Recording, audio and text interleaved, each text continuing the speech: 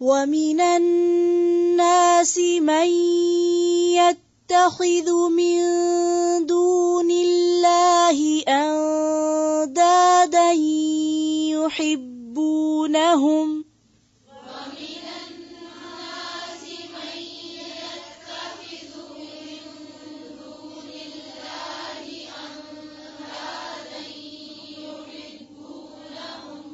يَتَّخِذُ، اس کو یتخذ پڑھ سکتے ہیں، نہ تا کی زبر کو لمبا کھینچنے اور نہ ہی ذال کی پیش کو. پھر سے پڑھیں وَمِنَ النَّاسِ.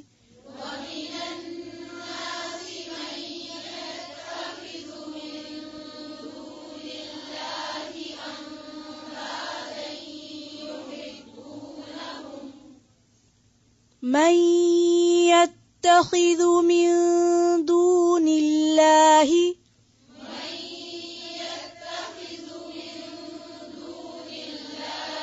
مَن يَتَّخِذُ مِن دُونِ اللَّهِ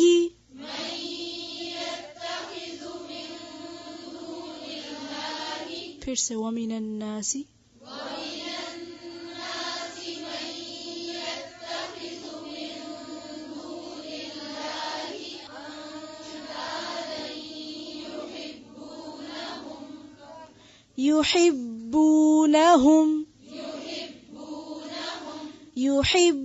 يحبونهم كحب الله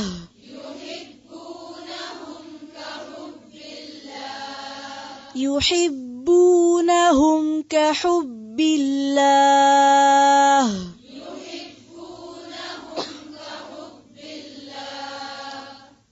كحب الله. والذين آمنوا أشد حبا لله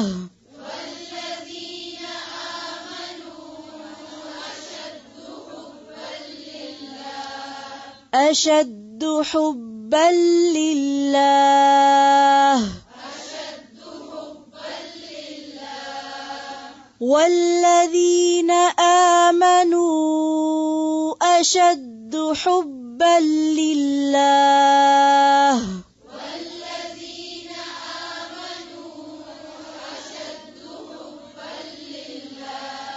پھر سے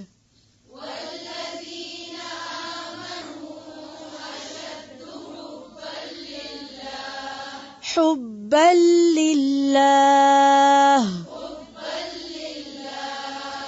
ولو يرى الذين ظلموا إذ يرون العذاب أن القوة لله جميعا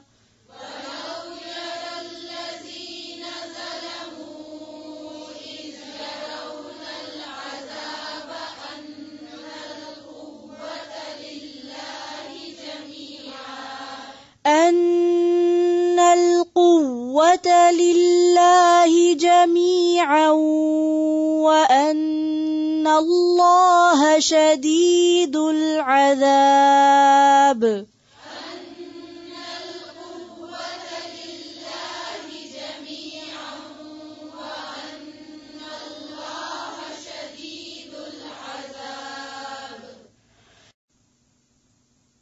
ومن الناس، اور لوگوں میں سے بعض، من جو یتخذ بنا لیتا ہے، من دون اللہ اللہ کے سوا، یعنی سارے ایسے نہیں لیکن کچھ ایسے ہیں. کیا بناتے ہیں؟ اندادن، شریک، ند کی جمع. یحبونہم، وہ محبت کرتے ہیں ان سے. یحبون کا لفظ ہے بے سے حب. حب کا لفظی معنی کیا ہے؟ حب یحب کا مصدر ہے حب. جو چیز پسند ہو اس کو چاہنے کا نام حب ہے. جو چیز اچھی لگے اور انسان اس کو طلب کرنا چاہے، اس طلب کا نام حب ہے، چاہنے کا. اسی لیے ہم اردو میں چاہت کا لفظ استعمال کرتے ہیں. چاہت بمعنی محبت، یعنی کسی چیز کو اچھا سمجھ کے اس کا ارادہ کرنا، چاہنا. کیونکہ عموماً یہی ہوتا ہے نا، جو چیز آپ کو اچھی لگتی پھر آپ کا کیا دل چاہتا ہے وہ آپ کی ہو جائے، وہ آپ کو مل جائے. اس کی کئی وجوہات ہوتی ہیں، یعنی محبت کے پیچھے کئی وجوہات ہوتی ہیں. مثلا بعض اوقات لذت ہوتی ہے، لذت، کوئی چیز لذیذ لگتی، مثلا کچھ کھانے، تو ٹیسٹ کے لیے آپ کیا کرتے ہیں؟ کئی کلومیٹر دور گاڑی لے جا کے وہاں سے خاص چیز خرید کے لے کر آتے. یہ چاہت نے آپ کو چلایا اور وہاں پہنچایا، کیونکہ آپ کو پتا ہے کہ جب تک وہ خاص انگریڈینٹ نہیں ہوگا کھانے میں مزہ نہیں آئے گا. لذت سبب بنی چاہت کا، چاہت سبب بنی جانے کا، لینے کا، حاصل کرنے کا. ایک وجہ تو لذت ہوتی ہے. دوسری وجہ فائدہ ہوتا ہے، یعنی بعض محبتیں مفاد پر مبنی ہوتی ہیں. جس چیز سے فائدہ حاصل ہوتا ہے انسان اس سے محبت کرتا ہے، اور اس وقت تک کرتا ہے جب تک اس سے اس کو فائدہ حاصل ہوتا رہتا ہے، اور جب وہ چیز فائدہ پہنچانے کے قابل نہیں رہتی تو پھر اٹھا پھینکتا ہے اس کو. آپ نے دیکھا ہوگا کہ بعض دوستیاں اور بعض رشتے ایسے ہی ہوتے ہیں. بعض محبتیں کیا ہوتی ہیں، مثلا لڑکے لڑکی کی محبت، اب محبت رہی، فرینڈشپ رہی، کوئی شادی وادی نہیں، کچھ نہیں، تو جب تک وہ لڑکی جوان رہی، فائدہ پہنچاتی رہی، محبت باقی رہی، اور جب دیکھا کہ وہ تو اپنا دیکھنے کے لائق ہے، نہ ہی کوئی اور فائدہ اس سے، تو اٹھا پھینکا اس کو. لیکن اسلام نے جو شادی کا حکم دیا ہے تو اس میں اللہ تعالیٰ فرماتے ہیں کہ یہ صرف مودت نہیں بلکہ رحمت بھی ہے اس میں، کہ چاہے وہ عورت اب بچے نہیں بھی پیدا کر سکتی، اتنی خوبصورت نہیں رہی، لیکن اس کے باوجود اس کے لیے اللہ تعالیٰ دل میں ایک رحمت ڈال دیتے ہیں، اور اس طرح شوہر اور بیوی کا رشتہ جو ہے وہ مرتے دم تک ایک طرح سے قائم رہتا ہے. تو شادی کی جو حکمت ہے وہ صرف مودت یا محبت بیس نہیں بلکہ رحمت بھی، کہ اس سے رحمت بھی وجود میں آتی، کہ ایک دوسرے کی جو کیئر ہوتی ہے. آج کی شادیاں اسی لیے ناکام ہیں زیادہ تر کہ عموماً وہ صرف ایک چیز پر بنیاد کرتی ہیں، لذت پر یا فائدے پر. بعض لوگ فائدوں کی خاطر شادی کرتے ہیں نا، دنیاوی مفادات کی خاطر، اور جب دیکھتے ہیں وہ فائدہ ہوا نہیں تو پھر کیا کرنے لگ جاتے ہیں. ایسی ہے نا مثالیں کہ نہیں، بس زیادہ ہو گئی ہیں. اللہ کا خوف نہیں رہا تو زیادہ تر شادیاں مادیت پرستی پر، دنیاوی فائدوں پر، کہ دنیا ہمیں کتنی ملے گی وہاں سے، اس بنیاد پر ہوتی. یعنی بنیاد غلط ہے. نتیجہ کیا ہوتا ہے، جب وہ دیکھتے ہیں کہ اچھا انہوں نے تو کہا تھا ہم اتنا جہیز دیں گے اور جہیز تو ملا نہیں، انہوں نے کہا تھا ہم یہ بھی اور یہ بھی دیں گے تو وہ تو یہ لڑکی لائی نہیں، لہذا کیا کرو، واپس بھیج دو. یعنی گویا اور کوئی غرض ہے ہی نہیں. تو اسی طرح دوستوں میں بھی آپ نے دیکھا ہوگا کہ جب کسی انسان کے پاس مال زیادہ ہو تو اس کے دوست بھی زیادہ ہونے لگتے ہیں. تو یہ دوستی کس بنیاد پر، یہ محبتیں کس بنیاد پر، فائدے. اور جب مال نہیں رہا تو کیا ہوا، بھول گئے، کنگال ہو گئے، سب نے چھوڑ دیا. لیکن جو سچے دوست ہوتے ہیں، جو اللہ کی خاطر محبت کرتے ہیں، وہ آپ کے مال کی وجہ سے یا حسن کی وجہ سے آپ سے محبت نہیں کرتے، وہ بنیاد کچھ اور ہوتی. اسی لیے کہا کہ اللہ کی خاطر محبت کرو، کیونکہ یہ واحد محبت ایسی ہے جو مرنے کے بعد بھی قائم رہے گی. اور اگر دنیاوی چیزوں پہ محبت ہوئی نا تو وہ جتنے دن وہ چیز ملے گی تو محبت، اور چیز گئی تو محبت بھی گئی. وہ عارضی محبت ہے، سطحی محبت. تو دوسری وجہ یہ ہوتی ہے محبت کی. تیسری وجہ جو ہوتی ہے وہ کوئی فضیلت یا خوبی ہوتی ہے. مثلا کسی میں کوئی خاص خوبی ہے، کسی کے پاس علم ہے، تو اس سے محبت کیوں ہے، اس کے علم کی وجہ سے. یا کسی کے پاس اور کوئی خوبی کہ وہ انسانوں کی خدمت بہت کرتا ہے، تو اس سے محبت جو ہے وہ اس کی وجہ سے ہوتی. ٹھیک ہے، یہ بھی محبت کی ایک مضبوط بنیاد ہے. ٹھیک ہے، جب کسی انسان کی کسی خاص کردار کی وجہ سے اس سے محبت کی جائے تو یہ ایک درست بنیاد ہے. لیکن باقی بنیادیں کمزور ہیں، مفاد اور لذت اور یہ سب، کیونکہ یہ لذت بھی عارضی ہوتی ہے اور مفادات بھی عارضی ہوتے ہیں. اب آپ دیکھیں کہ اگر کوئی شخص کسی انسان سے محبت کرتا ہے کہ اس سے اس کو علم ملتا ہے مثلا، اور جس دن استاد نے پڑھانا چھوڑا اس دن محبت بھی ختم، تو یہ بھی مفاد ہے، بیسیکلی مفاد پر مبنی.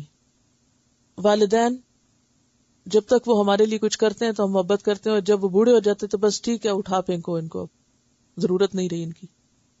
یہ بھی ایک غیر انسانی حرکت ہے، یہ بھی مفاد والی محبت ہے، حقیقی نہیں. تو ماں باپ سے محبت کس لیے؟ چاہے وہ بوڑھے ہو جائیں، کہ وہ ہمارے ماں باپ ہیں، ان کا ماں باپ ہونا باعث محبت ہے. اسی طرح اہل علم کا اہل علم ہونا باعث محبت ہے. جیسے امام بخاری ہیں یا اور بڑے بڑے ائمہ ہیں، ان کو ہم نے دیکھا نہیں لیکن ہمیں ان سے محبت ہے.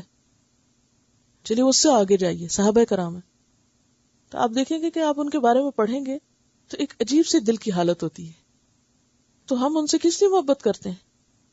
کوئی رشتہ داری نہیں، ہمیں ان سے ابھی اس وقت کوئی فائدہ حاصل نہیں ہو رہا، کوئی لذت نہیں، کچھ نہیں. وجہ کیا ہے؟ ان کے ایمان کی وجہ سے، کیونکہ معیاری ایمان تھا ان کا، اللہ نے اس کو سٹینڈرڈ بنایا. فَإِنْ آمَنُوا بِمِثْلِ مَا آمَنْتُمْ بِهِ فَقَدْ اهْتَدَوْا. تو یہ ایمان اور اللہ کی خاطر محبت ہے. اسی طرح علماء سے محبت، چاہے وہ ماضی میں 1000 سال پہلے گزر گئے، ان سے محبت کس بنیاد پر ہے؟ ان کے علم کی وجہ سے، کہ انہوں نے ایک خاص چیز میں محنت کی، تو اس خوبی کی وجہ سے ہم ان سے محبت کریں. اسی طرح اللہ والوں سے محبت، جیسے تقوی کی وجہ سے، یا اور نیکی اور شرافت، یا ان کی کوئی لوگوں کی خدمت یا انسانیت کی خدمت کی وجہ سے. اسی لیے آپ نے دیکھا ہوگا کہ بعض لوگ مسلمان نہیں بھی ہوتے لیکن وہ خدمت خلق کرتے تو آپ کے دل میں ان کے لیے ایک رسپیکٹ ہوتی ہے، اچھے لوگ ہیں. تو یہ کس وجہ سے آپ کر رہے ہیں رسپیکٹ یا محبت؟ ان کے کردار یا ان کی کسی خوبی کی وجہ سے. تو یہ ایک تیسری بنیاد ہوتی ہے محبت کی. بہرحال یحبونہم، محبت کرتے ہیں ان سے کیونکہ انہیں ان سے کچھ فائدے پہنچتے ہیں. کحب اللہ، جیسے اللہ سے محبت ہونی چاہیے. والذین آمنوا، اور وہ لوگ جو ایمان لائے، اشد، اشد کا کیا معنی؟ زیادہ شدید، حباً، محبت میں، للہ، اللہ کی. ولو یر الذین، اور اگر دیکھیں وہ لوگ، ظلموا، جنہوں نے ظلم کیا، اذ یرون العذاب، جب وہ دیکھیں گے عذاب کو، ان القوۃ، بے شک قوت، قاف واو یہ قوی، للہ، اللہ کے لیے، جمیعاً، ساری کی ساری، وان اللہ، اور بے شک اللہ تعالی، شدید العذاب، سخت سزا دینے والا ہے. لیکن ظالم لوگوں کو دیکھیے، اتنی نشانیاں دیکھ کر بھی کیا کرتے ہیں؟ دوسروں کو الہ بنائے ہوئے. جس نے سب کچھ دیا اس کو بھولے ہوئے، اور اوروں کے آگے سر جھکا رہے ہیں، اور اوروں کی محبت میں گرفتار ہیں. وَمِنَ النَّاسِ، اور لوگوں میں سے بعض، مَن يَتَّخِذُ مِن دُونِ اللَّهِ أَندَادًا، اتنے پیارے رب کو چھوڑ کر، اتنے کمالات والی ہستی کو چھوڑ کر کیا کرتے ہیں؟ اللہ کو چھوڑ کر اوروں کو معبود بنا لیتے ہیں. من دون اللہ اندادا، اور کیسے؟ یحبونہم کحب اللہ، ان سے ایسی محبت کرتے ہیں جیسی محبت اللہ سے کرنی چاہیے. والذین آمنوا، اور وہ لوگ جو ایمان والے ہیں، اشد حبا للہ، اللہ کی محبت میں سب سے زیادہ شدید ہے. تو ایمان کیا ہے؟ اللہ کی حب شدید. اب آپ دیکھیے کہ جیسے کہ میں نے بتایا کہ محبت کی وجوہات اور بنیادیں کیا ہوتی ہیں. محبت کب کوئی کرتا ہے؟ کبھی کسی کی خوبی دیکھ کے، کبھی کہیں سے فائدہ پا کے، کبھی لذت کی خاطر. تو اب آپ دیکھیے کہ اللہ تعالیٰ نے جو بھی چیزیں ہمارے لیے پیدا کی ہیں، ان میں خوبصورتی بھی ہے، ان میں لذت بھی ہے، نگاہوں کے لیے ایک حسن ہے، اور ان میں ہمارے لیے بے شمار فائدے بھی ہیں. تو ساری چیزیں ایک جگہ پر اکٹھی. تو ہونا تو یہ چاہیے تھا کہ پھر ساری محبت بھی ہماری اللہ کے لیے ہوتی، یا شدید تر محبت اس کے لیے ہوتی، لیکن لوگ اس کو بھول کر اوروں میں اٹک جاتے ہیں. بات یہ ہے کہ محبت انسان کی ضرورت ہے، اور انسان کی فطرت میں ہے کہ وہ محبت کرتا ہے. جیسے ہمارے جسم کی کچھ ضروریات ہیں، مثلا کھانا پینا جسم کی ضرورت ہے نا، قرآن پڑھنا روح کی ضرورت ہے، علم حاصل کرنا عقل کی ضرورت ہے. عقل کی چمک نہیں ہو سکتی جب تک آپ علم حاصل نہ کریں. اور محبت انسان کی جذباتی ضرورت ہے، یعنی ہر انسان کے اندر محبت کا جذبہ ہے. یعنی جیسے انسان کی باقی ضروریات ہیں ایسے ہی انسان کے لیے ایک ضرورت محبت بھی ہے، یعنی ایک فطری جذبہ ہے. تو جائز حد میں رہ کر انسان کسی بھی چیز سے محبت کر سکتا ہے. کچھ لوگ انسانوں سے کرتے ہیں، کچھ لوگ پیٹس سے کرتے ہیں، کچھ لوگ مال و دولت سے کرتے ہیں، کوئی کسی سے کوئی کسی سے. تو یعنی ہر ایک کی چوائس مختلف ہو سکتی ہے. تو محبت جائز حد میں رہ کے کسی بھی چیز سے آپ کر سکتے ہیں. یہ نہیں کہا کہ مال کی محبت نکال دو، یا یہ نہیں کہا کہ بیوی بچوں کی محبت نکال دو، یا دوستوں کی محبت ختم کر دو. یہ نہیں کہا گیا. جائز حد کے اندر لمٹس میں رہ کر آپ محبت کر سکتے ہیں. ہاں، جو شدید محبت ہے وہ صرف اللہ سے ہونی چاہیے، اور سب سے بڑھ کر جو محبت ہے وہ صرف اللہ سے ہونی چاہیے. یہ صرف اللہ کا حق ہے.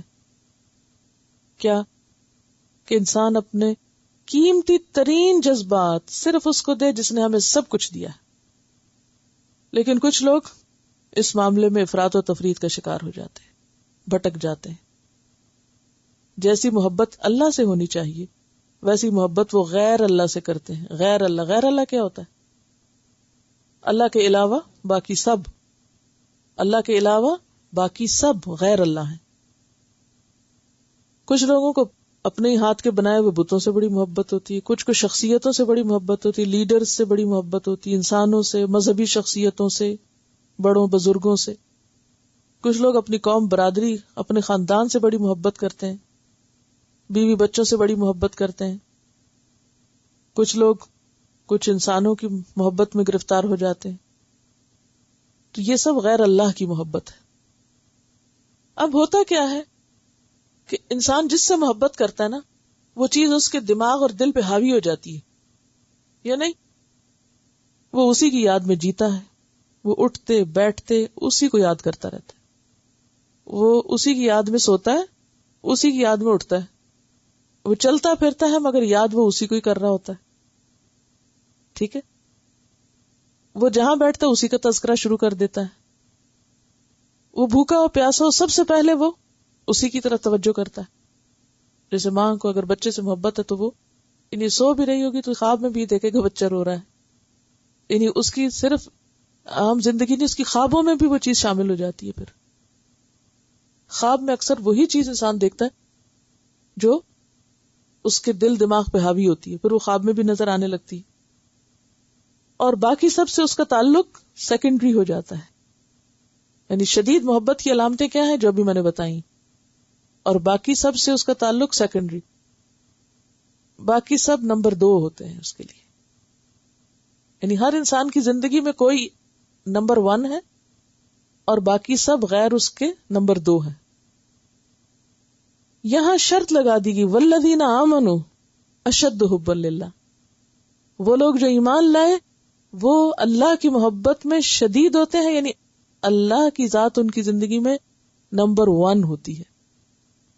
جیسے آپ ایک انسان سے محبت کرتے ہیں تو باقی انسانوں سے رسمی تعلق ہوتا ہے، اور جس سے آپ محبت کرتے ہیں اس سے آپ کا خاص تعلق ہوتا ہے. محبتوں کا امتحان ایک کیسٹ بھی ہے، سورۃ التوبہ کی آیات ہیں جس میں خاص طور پر یہ بات آتی ہے کل ان کان آباؤکم و ابناؤکم و اخوانکم و ازواجکم و عشیرتکم و اموال اقترفتموها و تجارت تخشون کسادها و مساکن ترضونها احب الیکم من اللہ و رسولہ و جہاد فی سبیلہ فتربصوا حتی یأتی اللہ بامرہ. کہ اگر تمہارے باپ اور تمہارے بیٹے اور تمہارے قبیلے اور تمہارے مال جو تم نے کمائے اور تمہارے گھر جو تمہیں بہت پسند ہے، یہ سب تمہیں اللہ اور اس کے رسول اور جہاد سے بڑھ کر عزیز ہیں، تو انتظار کرو پھر اللہ اپنا فیصلہ لے آئے. تو ایمان کا تقاضا کیا ہے کہ انسان سب سے بڑھ کر اللہ کو چاہے، کسی اور کو نہیں. اب آپ اپنے آپ کو خود ٹیسٹ کر سکتے ہیں کہ کون ہے جو آپ کے دماغ پر سوتے جاگتے حاوی ہے. اگر ایسا ہے کوئی تو آپ دراصل شرک کر رہے ہیں.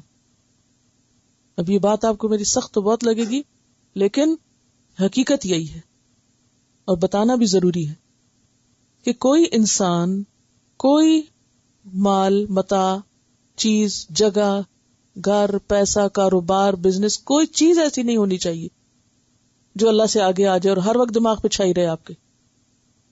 اگر کوئی بھی شخص آپ کے دماغ پہ چھایا ہوا ہے یا کوئی بھی چیز چھائی ہوئی ہے تو آپ ایک مصیبت کا شکار ہیں. آپ غیر اللہ کی گرویدگی کا شکار ہو کے مصیبت میں پڑ چکے ہیں. لہذا آپ کو کوشش کرنی چاہیے اور دعا کرنی چاہیے کہ یا اللہ مجھے اس فتنے سے باہر نکال. اس کا یہ مطلب نہیں کہ ہم محبتیں نکال دیں دلوں سے. محبت تو خوشی دیتی، خوشی لاتی ہے. ہم محبت کر سکتے مگر لمٹس، اور وہ لمٹس آپ کو خود کھینچنی پڑے گی. یہ سب بیکار کی باتیں. لوگ کہتے ہیں محبت اور جنگ میں ہر چیز جائز ہے. یہ کس کا قول ہے؟ کوئی اللہ تعالیٰ کا قول ہے؟ نہیں، کوئی جائز نہیں ہوتا سب کچھ. ہر چیز کی اللہ نے حد رکھی اور حد توڑنے والے فاسق ہوتے ہیں. اور یہ انتہائی خطرناک رویہ ہے کہ کسی انسان کو یا کسی چیز کو انسان اپنے اوپر اتنا حاوی کر لے کہ انسان پھر کسی اور کام کا رہے ہی نہ. یہ بیماری کی علامت ہے، یہ جنون ہے، یہ ذہنی خلل ہے، اور یہ انسان کے لیے نقصان دہ ہے. یعنی آپ لمٹ کے اندر رہ کے دوسروں کو یاد بھی کر سکتے ہیں، آپ دوسروں سے اپنے جذبات کا اظہار بھی کر سکتے ہیں، سب ٹھیک ہے. یعنی محبت منع نہیں ہے. یاد رکھیے میں نے پہلے بتایا محبت ضرورت ہے، جیسے کھانا پینا ضرورت ہے. لیکن جب محبت جنون کی شکل اختیار کر جائے، انسان کو پاگل بنا دے اور انسان پاگلوں والی حرکتیں کرنا شروع کر دے، تو یہ پاگل پن جائز نہیں ہے. لمٹس کراس کرنا جائز نہیں ہے کہ انسان جائز ناجائز کا فرق بھول جائے. اگر ایسا کرے تو اسے توبہ کرنی چاہیے اور پلٹنا چاہیے. اب دیکھیے کہ ہر وہ چیز جو انسان کو اللہ کی یاد سے غافل کر دے اور اللہ کے حکم کی تعمیل سے روک دے، اللہ کی یاد سے غافل کر دے آپ کو، یعنی آپ اس کے پیچھے اس طرح بھاگ رہے ہیں کہ آپ کو اپنی ذمہ داریاں بھی بھولی ہوئی ہیں، کام بھی بھولے ہوئے، اور اللہ کے حکم کی تعمیل سے روک دے. یعنی کسی کی ایسی محبت کہ وہ آپ کو اللہ کی اطاعت نہ کرنے دے. مثلا اب بچوں کی ایسی محبت کہ آپ نماز ہی چھوڑ دیں، کہ ہم بچوں کو کھانا کھلا رہے ہیں، ہم سلا رہے ہیں، ہم یہ کر رہے ہیں، وہ کر رہے ہیں.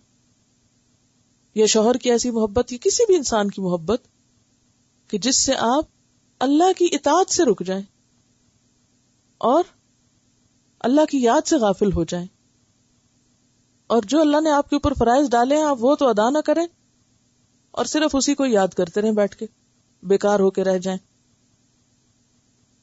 اصل میں بات پتہ کیا ہے کہ انسان چونکہ کمزور ہے نا، کمزور ہے انسان، وہ کیا چاہتا ہے کہ کوئی اس کا سہارا بنے. سہارا ڈھونڈتا ہے نا ہر انسان، یا نہیں؟ اب اصل سہارا تو اللہ ہے، لیکن بندہ کس کو سہارا پکڑ لیتا ہے؟ جو اس کو سامنے نظر آئے. ہاں یہ میرے لیے سہارا بن سکتا ہے، اس کے اندر مجھے وہ کوالٹی نظر آتی کہ میرا ہاتھ تھام لے. یعنی اکثر ہم جس چیز سے محبت کرتے ہیں اس سے کیا تقاضا کرتے ہیں؟ میرا ہاتھ تھام لو. تو اللہ کے سوا کسی اور پر توکل، بھروسہ اور اس کو سہارا سمجھنا، یہ کس قدر بیکار بات ہے. کون کس کا سہارا بن سکتا ہے؟ کون کس کا ہاتھ تھام کے رکھ سکتا ہے؟ وہ تو خود اپنا ہاتھ نہیں تھام سکتا، خود موت کے منہ سے نہیں نکل سکتا، وہ تو خود فانی ہے. کن کو سہارا سمجھے ہوئے ہم؟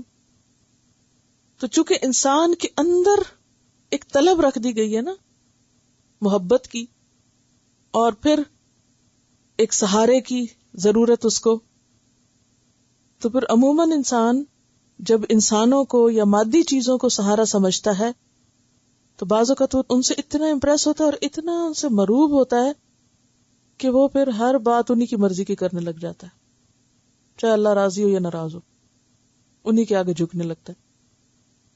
اور پھر ایک مرحلہ ایسا آتا ہے کہ لوگ انہی کے آگے جا کے سجدہ کرنے لگتے ہیں. یہی وجہ کہ آپ دیکھیں کہ بعض لوگ اگر بتوں کے آگے سجدہ کرتے ہیں تو بعض لوگ انسانوں کے آگے بھی سجدے کر رہے ہوتے ہیں. شاید آپ نے یہ منظر کبھی سنا یا دیکھا ہو. یعنی بعض بزرگوں کو وہ اتنا اونچا مقام دے دیتے ہیں کہ لٹرلی جا کے ان کے آگے وہ زندہ ہوں یا وہ مردہ ہوں. یہ کہہ رہی ہے کہ ان کے گاؤں میں ایک مزار ہے شاہ عبدال کا، جہاں لوگ جاتے ہیں عورتیں جاتی ہیں خاص طور پر، وہ دیا بھی جلاتی ہیں اور قبر کو سجدہ کرتے ہیں. میں نے خود اپنی آنکھوں سے دیکھا. تو بے شمار ایسی جگہ ہیں، کچھ زندہ بزرگ ہیں، کچھ مرے ہوئے. اب آپ دیکھیے اس آیت کو، وَمِنَ النَّاسِ، اور لوگوں میں سے بعض ایسے مَن يَتَّخِذُ، جو بنا لیتے ہیں، مِن دون اللہ، اللہ کو چھوڑ کر. اور عموماً جو لوگ اللہ کی طرف بلاتے ہیں، لوگ اللہ کو تو بھول جاتے ہیں، ان میں اٹک جاتے ہیں. یہ ایک اور مصیبت. یعنی جو لوگ اس لیے اٹھتے ہیں، یعنی جتنے بزرگان دین ہیں اور ان کی قبروں کو اس طرح مرکز بنایا وہ لوگوں نے، وہ کس لیے؟ انہوں نے تو لوگوں کو اللہ کی طرف بلایا، لوگ اللہ کو بھول گئے اور ان میں اٹک کے رہ گئے. کیونکہ اللہ تعالیٰ نظر نہیں آتا نا، نشانیاں ہماری عقل کام نہیں کرتی اور دیکھتے نہیں. لہذا جس نے اللہ کی طرف بلایا بھولے اللہ کو اور ہم اس کے اندر کھو گئے. تو اب آپ دیکھیں کہ کچھ لوگوں میں سے ایسے ہیں جو اللہ کے سوا اوروں کو شریک بنا لیتے ہیں. یحبونہم، وہ ان سے محبت کرتے ہیں، کحب اللہ، جیسے اللہ سے محبت کرنی چاہیے. یعنی جس طرح اللہ کی ذات میں کھو جانا چاہیے وہ کسی اور کی ذات میں اس طرح کھو جاتے ہیں.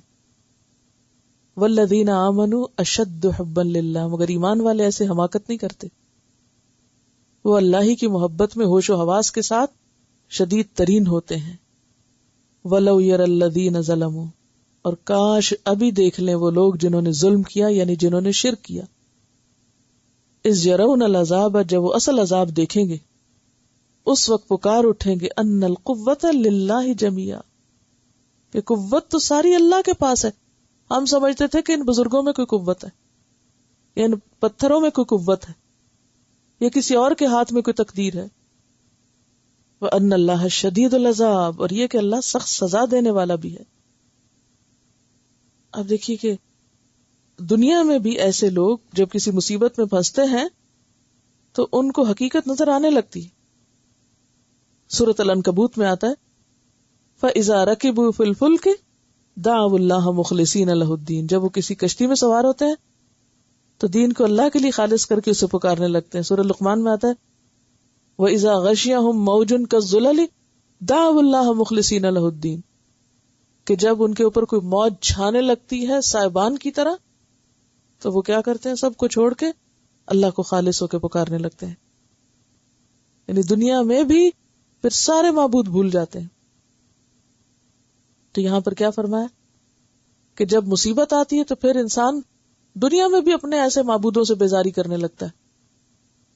مثلا انسان کسی انسان کو اپنا سہارا سمجھتا ہے، اس کو اپنے خیالوں میں بسائے ہوئے، اپنی یادوں میں، اور ذرا سے اس انسان سے کوئی تکلیف پہنچتی تو پھر فوراً سوچتے ہیں کہ شکر اللہ کی ذات ہے، پھر اس سے منہ موڑتے اور اللہ کی طرف جاتے ہیں، پھر تھوڑے دن میں پھر بھول جاتے ہیں، پھر اللہ کو چھوڑ کے اسی کے پیچھے پڑ جاتے ہیں. لیکن انسان یاد رکھے کہ قوت ساری اللہ ہی کے پاس ہے اور اللہ سخت سزا دینے والا ہے.